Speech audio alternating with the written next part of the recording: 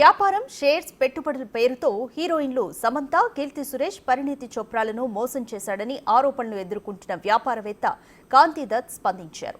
100 కోట్ల స్కామ్ కి పాల్పడ్డాడని తనపై వస్తున్న ఆరోపణలను కాంతి దత్ ఖండించారు. నటి శిల్పారెడ్డి తనపై చేస్తున్న ఆరోపణల్లో వాస్తవం లేదని కాంతి దత్ స్పష్టం చేశారు.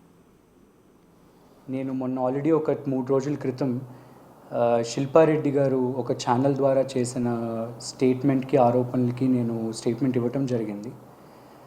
ముఖ్యంగా సస్టైన్ కార్ట్ని షట్ డౌన్ చేయడానికి రీజన్ ఇస్ దట్ మేము 3 years నడిపాం కంపెనీని మూయడానికి కారణం అనేది ఏంటంటే ఎవరి గొడవలు కాదు, ఏ ఆరోపణలు కాదు.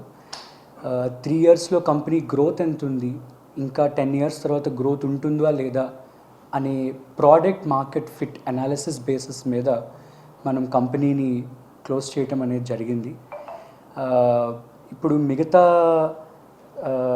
కంపెనీస్ ఫర్ ఎగ్జాంపుల్ బైజూస్ కానీ, పేటిఎం కానీ, భారత్ పే కానీ ఇలాంటి కంపెనీస్ మీరు చూస్తే hundreds of crores, thousands of crores investors నుంచి, పబ్లిక్ నుంచి ఫండింగ్ రైజ్ చేసి ఆ తర్వాత మార్కెట్లో డిమాండ్ లేక కంపెనీని షట్ డౌన్ చేసి ఇట్లాంటి పాత్ మేము తీసుకొని మనీని వేస్ట్ చేయాలని అనుకోలేదు.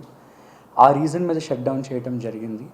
ఆ తర్వాత శిల్పారెడ్డి గారు చేసిన స్టేట్మెంట్స్ కానీ, ఆరోపణలు కానీ కంప్లీట్లీ అన్ఎక్స్పెక్టెడ్. అండ్ దానికి నేను ఇంకా ఒకవేళ ఆరోపణలతోనే ఇంకొకరు బతకగలరు అనుకుంటే సరేలే అని చెప్పి నేను 2 నెలలు కామ్గా ఊరుకున్నాను జరిగింది. మొన్న పోస్ట్ పెట్టాను,